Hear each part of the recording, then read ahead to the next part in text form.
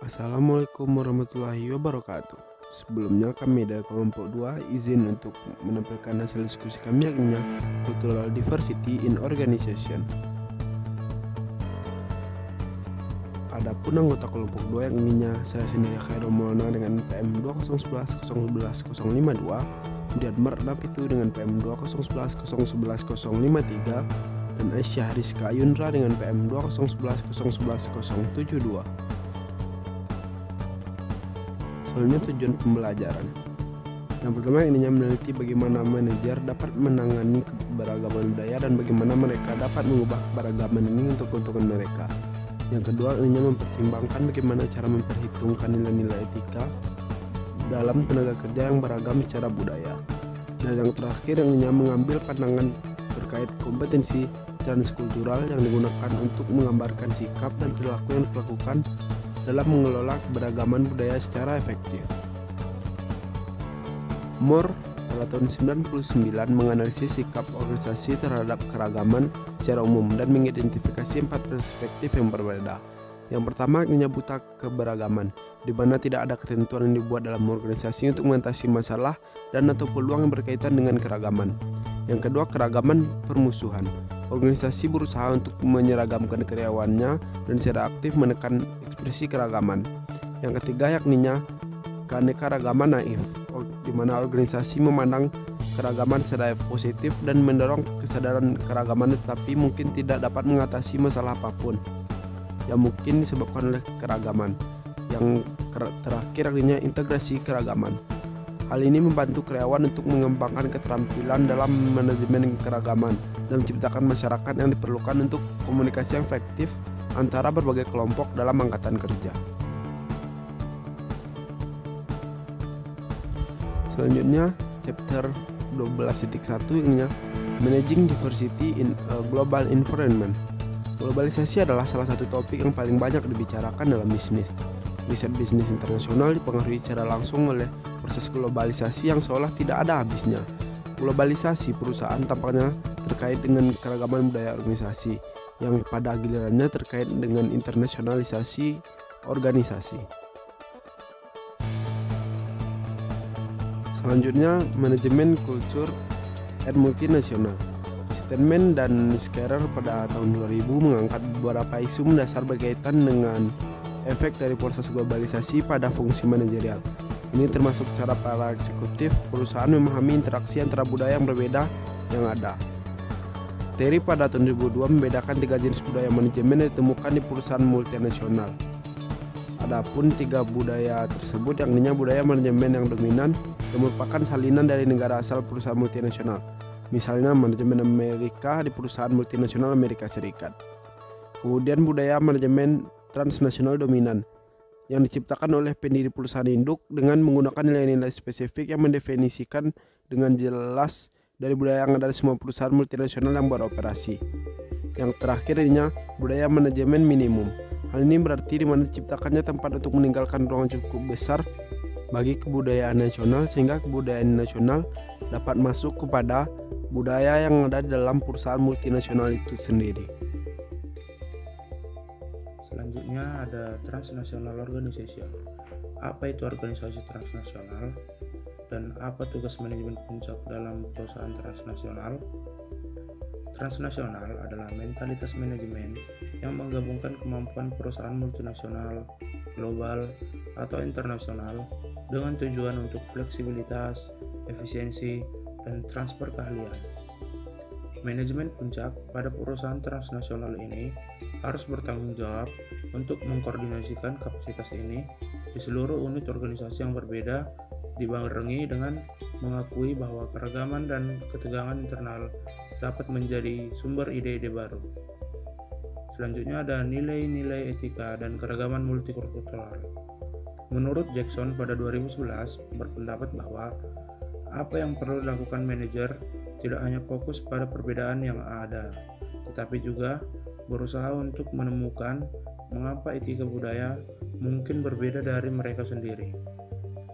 Menurut Jackson kembali pada tahun 2011 juga menyarankan untuk memeriksa tidak hanya norma dan nilai tetapi juga berbagai elemen masyarakat yang mencerminkan norma dan nilai secara lebih konkret.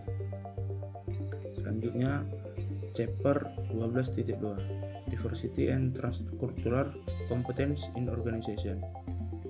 Apa itu keragaman? Keragaman ialah suatu karakteristik manusia yang memungkinkan pembedaan antar manusia. Jadi, keragaman itu merupakan pembeda di antara manusia dan manusia lain, tetapi pada hakikatnya semua manusia adalah satu. Lalu selanjutnya terdapat masalah dan keuntungan dari adanya keragaman budaya. Yang pertama yaitu masalah. Biasanya masalah yang disebabkan oleh keragaman budaya ini berkaitan dengan komunikasi dan integrasi, terutama ketika organisasi mengharuskan karyawannya untuk berpikir dan bertindak dengan cara yang sama. Semakin organisasi ini menuntut transparansi dan opini yang konvergen, semakin besar ambiguitas, kompleksitas, dan kebingungan. Masalah dengan keragaman juga muncul ketika praktik dan prosedur tertentu diadopsi oleh organisasi secara menyeluruh. Lalu, keuntungan. Beberapa manajer menggambarkan bahwa keuntungan yang terjadi akibat adanya keragaman budaya ialah organisasi menjadi lebih fleksibel dan lebih terbuka akan ide-ide baru yang inovatif. Manajer lain juga mengemukakan organisasi semacam itu lebih sadar akan kebutuhan akan konsumennya. Keanekaragaman juga dianggap sebagai keuntungan ketika perhatian perlu memposisikan diri untuk menghasilkan ide dan untuk mengembangkan proyek, bahkan untuk membuka diri terhadap perspektif baru. Apa itu kompetensi transkultural, hiperkultural, dan intrakultural? Yang pertama, kompetensi transkultural. Kompetensi transkultural ini merupakan perilaku individu atau kelompok, serta proses untuk mempertahankan atau meningkatkan perilaku yang sehat atau perilaku yang sakit secara fisik dan psikokultural sesuai latar belakang budaya. Kompetensi transkultural ini berhubungan dengan kompetensi lintas budaya dan kompetensi antar budaya. Kompetensi lintas budaya ini merupakan kemampuan yang berfungsi sesuai dengan aturan lebih dari satu sistem budaya dan untuk merespon dengan cara yang peka dan sesuai dengan budaya tertentu. Sedangkan kompetensi antar budaya merupakan kemampuan untuk berkomunikasi dan berkolaborasi dengan sukses dan efektif dengan orang-orang dari budaya lain dengan mengakui dan menghormati perbedaan serta sudut pandang orang lain. Lalu yang kedua ada kompetensi hiperkultural. Kompetensi hiperkultural ini melibatkan pertemuan tantangan di berbagai tingkatan ketika berinteraksi dengan banyak dan beragam pemangku kepentingan yang terlibat. Tantangan yang biasanya dihadapi oleh manajer dalam kompetensi hiperkultural ini ialah yang pertama, tantangan keberagaman. Biasanya memimpin orang-orang lokal dan juga global baik di dalam maupun di luar perusahaan dalam lingkungan di mana orang menemukan makna, merasa dihargai dan dihormati dan dapat berkontribusi pada potensi tertinggi mereka. Yang kedua, tantangan etika yang berurusan dengan kepentingan pemangku kepentingan yang mencerminkan harapan dan nilai yang beragam. Lalu selanjutnya ada tantangan bisnis dalam masyarakat, di mana para manajer memperhitungkan dampak perusahaan mereka terhadap lingkungan sosial dan juga alam. Lalu yang ketiga ada intrakultural kompetensi. Kompetensi interkultural ini merupakan kemampuan untuk memanfaatkan keragaman budaya dan atau etis dalam suatu tim. Hal ini berarti bahwa pada kompetensi intrakultural harus memiliki manajemen yang mampu beradaptasi dan yang dapat menggunakan situasi antar budaya yang berbeda dengan baik di dalam maupun di luar perusahaan untuk menghasilkan suatu keuntungan bagi perusahaan tersebut. Manajer pada kompetensi intrakultural ini memperoleh alat dan metode kerja untuk memungkinkan mereka mengembangkan kompetensi yang memadai dalam konteks lintas budaya untuk mengubah keragaman menjadi keunggulan yang kompetitif. Kesimpulannya ialah Pada saat ini, terdapat beberapa perusahaan yang sudah menganggap pengelolaan keragaman budaya sebagai cara untuk mengembangkan kompetensi baru yang memberikan mereka suatu keuntungan tertentu, sehingga diharapkan bagi manajer di perusahaan internasional mampu menghadapi perwakilan dari berbagai budaya berbeda dengan lebih fleksibel dan juga efisien. Nah, sebelum kami mengakhiri presentasi ini, kami akan menampilkan sebuah video mengenai 5 alasan kenapa workforce diversity itu bagus bagi sebuah perusahaan ataupun bagi sebuah bisnis. Hi! In this video, you will learn why diversity in the workforce is important. Diversity is including many different aspects of society, tradition, culture, race, gender, and background experiences into one's organization. It can be considered as a strategy to a better productive growth in the years ahead. Diversity in the workforce is needed for the following 5 reasons. By combining different cultures and experiences, you will have a broad range of understanding of what the consumer needs. This improves your connection with your clients, showing that there are many shared interests between the both of you.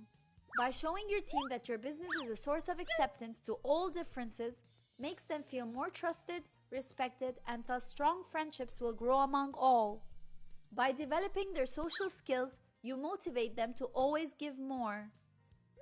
Once your business's image has been settled as an open, undiscriminative, and globally accepted firm, a diverse range of employees will be attracted to work in your environment. This opens up your way to different perspectives and opportunities in the future.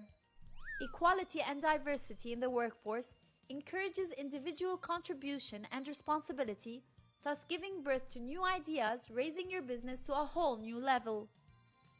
By applying diversity strategies, you fill gaps in your business, giving your organization a competitive advantage. This leads to an improvement of your market share and therefore growth of your business.